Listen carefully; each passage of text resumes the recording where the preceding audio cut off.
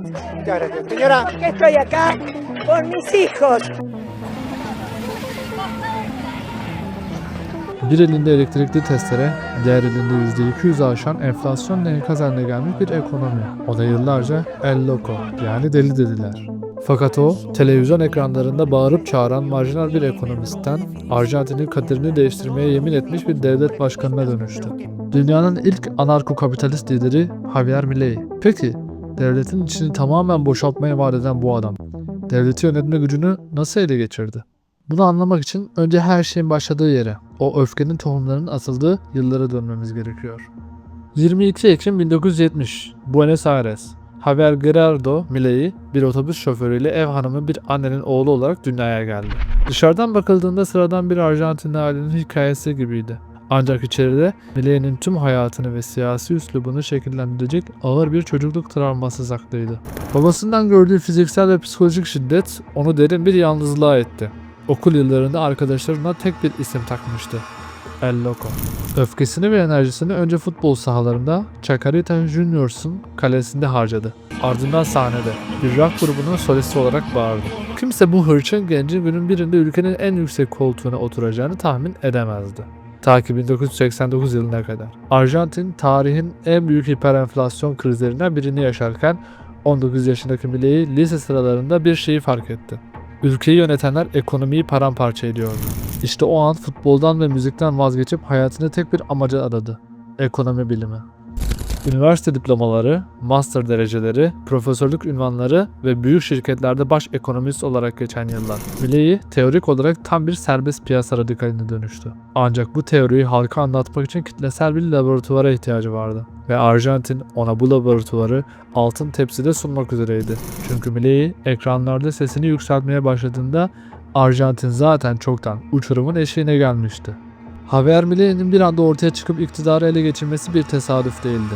O, 10 yıllardır süren bir ekonomik yıkımın ve siyasi çürümenin sonucuydu. Bir zamanlar dünyanın en zengin ülkesinden biri olan bu devasa ulus, 21. yüzyıla hiperenflasyon, yolsuzluk ve derin bir yoksullukla girdi. Sokaklar artık öfkenin ana sahnesiydi. İnsanlar ellerinde tencere ve tavalarla meşhur cacerolazo eylemlerini gerçekleştiriyor, siyasetçilere duydukları nefreti haykırıyordu. Çünkü sorun geçici bir kriz değil, sistematik bir çöküştü. Sadece birkaç yıl içinde enflasyon kontrol edilemez bir boyuta ulaştı. %50'lerden %100'lere, ardından %200'lere. Market çalışanları gün içinde etiketleri değiştirmeye yetişemiyor, halkın maaşı daha cebine girmeden eriyordu. Peki tüm bunların sorumlusu kimdi? Milei'ye göre cevap netti. La Casta yani kast. Sadece kendi ceplerini dolduran, halkın acılarından asla etkilenmeyen ayrıcalıklı siyasi elitler. Sağcı Mauricio Macri'den solcu Alberto Fernandez ve Peronist Kirchner ailesine kadar. İktidara gelen herkes sorunu çözmek yerine krizi daha da derinleştirdi. Halk artık geleneksel politikacılara olan inancını tamamen kaybetmişti. Sistemi içeriden düzeltmek imkansız görünüyordu. Sistemi tamamen havaya uçuracak birine ihtiyaçları vardı ve sahne deli için artık hazırdı. Arjantin halkı yıllarca birbirinin kopyası olan aynı sıkıcı takım elbiseleri giyip aynı boş vaatleri sıralayan politikacılardan bıkmıştı. Sahneye yeni bir şey lazımdı ve Javier Milei bir siyasetçiden çok sistemi yıkmaya gelmiş bir rock yıldızı gibi sahneye fırladı.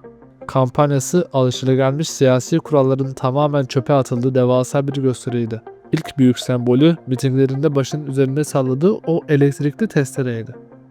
O testere sadece bir şov aracı değil, devleti, bürokrasiyi ve gereksiz harcamaları kökünden keseceğinin acımasız ama net bir mesajıydı. Geleneksel medya ve köklü siyasi partiler onu başlarda sadece reyting getiren bir şaklaban olarak gördü. Ancak Milei televizyon stüdyolarının ötesine geçip asıl savaş alanını çoktan fethetmişti. Sosyal medya. Özellikle TikTok onun en büyük silahı oldu. Peki neden gençler? Çünkü Arjantin'de 30 yaşın altındaki hiçbir genç hayatında ekonomik istikrar görmemişti. Sadece kriz, enflasyon ve yoksullukla büyümüşlerdi. Milei onlara karmaşık ekonomi teorileri anlatmadı. Onların öfkesini aldı ve onu bir slogana dönüştürdü. Kendini bir aslan, halkı ise uyanan bir aslan sürüsü olarak tanımlıyordu. Meydanlarda kurduğu şu cümle bir neslin marşı haline geldi. Ben buraya koyunlara gitmeye değil, aslanları uyandırmaya geldim. Bu uyanışın en vurucu anlarından biri Milei'nin bir beyaz tahta önüne çektiği o meşhur viral videoydu. Tahtada Arjantin'in devasa bürokrasisini temsil eden bakanlıkların isimleri vardı. Milei devletin bu hantal yapısına savaş açmıştı. Tek bir kelime, afuera, yani dışarı. İnsanlar yıllardır vergilerini yutan bu kurumların bir çırpıda çöpe atılmasını dehşet ve büyük bir hazla izliyordu. Ancak Milei bununla da yetinmedi. En büyük düşmanını, yani enflasyonun kaynağını hedef aldı. Arjantin Merkez Bankası. Ona göre Merkez Bankası siyasilerin halkı soymak için kullandığı bir para basma makinesinden ibaretti. Vaadi hem basit hem de sarsıcıydı. Merkez Bankası'nı havaya uçurmak ve değersizleşen Arjantin pesosunu çöpe atıp ekonomiyi tamamen Amerikan dolarına teslim etmek. Dolarizasyon, sokaktaki vatandaşın tek kurtuluş umudu haline geldi. Sistem panik içindeydi. Siyaset bilimciler, elitler ve ana akım medya onu bir diktatör adayı, demokrasinin altını oyacak bir tehlike ve tedavi edilmesi gereken bir deli olarak manşetlere taşıdı. Ancak unuttukları bir şey vardı. Evi zaten yanmakta olan biri, elinde benzin bidonuyla gelen adamdan korkmazdı. La Libertad Avanza, yani özgürlük gelişiyor hareketi artık durdurulamaz bir çağa dönüşmüştü. Deli, sistemi içeriden çıkartmak üzere başkanlık sarayının kapılarına dayanmıştı. 19 Kasım 2023, Arjantin siyasetinde deprem etkisi yaratan o gece. Tüm anketleri, köklü partileri ve siyasi analizleri alt üst eden Javier Milei, Arjantin'in yeni devlet başkanı oldu. Ancak zafer kutlamaları çok kısa sürdü. Çünkü Milei, halkına umut dolu pembe yalanlar söylemek yerine tarihin en acımasız ve dürüst balkon konuşmalarından birini yaptı. Sihirli bir değnek yoktu. Sadece acı, kesinti ve fedakarlık vardı. Göreve gelir gelmez o meşhur elektrikli testereyi gerçekten çalıştırdı. İlk iş olarak 18 olan bakanlık sayısını 9'a düşürdü. On binlerce memuru işten çıkardı.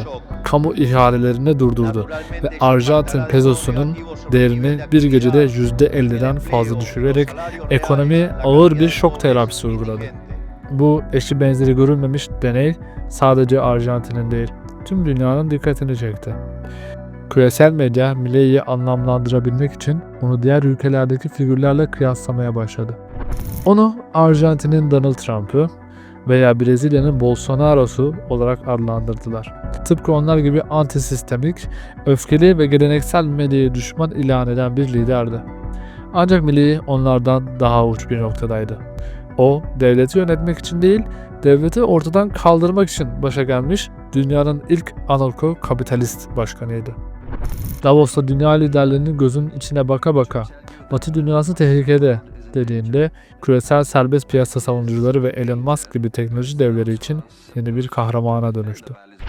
Ancak evinde Arjantin sokaklarında testlerinin kestiği yerler kanamaya başlamıştı bile. Enflasyon kısa vadede daha da fırladı. Yoksulluk oranları tarihi zirvelere ulaştı.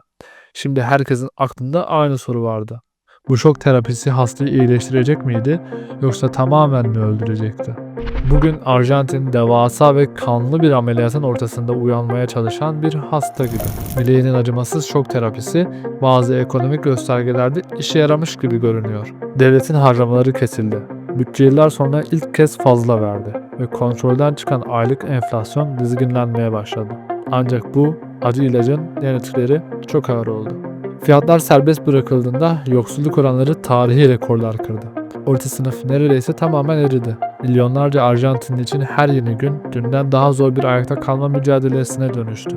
Ancak şaşırtıcı olan şu ki sokaklarda acı olsa da eskisi gibi bir isyan yok. Çünkü halkın büyük bir kısmı yıllarca kanser olmuş bir ekonomiyi iyileştirmek için bu kemoterapiye katlanmak zorunda olduklarına inanıyor. Eski sistemin onlara verecek hiçbir şeyi kalmamıştı. Javier Milei, babasından şiddet gören o yalnız çocuk. Deli lakaplı kaleci, rock yıldızı, televizyon yorumcusu ve nihayetinde dünyanın ilk anarko-kapitalist devlet başkanı. Sistemi havaya uçurma sözüyle geldi ve gerçekten de taş üstünde taş bırakmadı. Arjantin'in dünyayı şok eden bu cesur ve tehlikeli kumarı kazanıp kazanmayacağını sadece zaman gösterecek. Şok terapisi hastayı iyileştirecek mi yoksa bünyeyi tamamen mi iflas ettirecek? Bunu tarih yazacak. Ancak kesin olan tek bir şey var. Aslan uyandı ve Arjantin bir daha asla eskisi gibi olmayacak.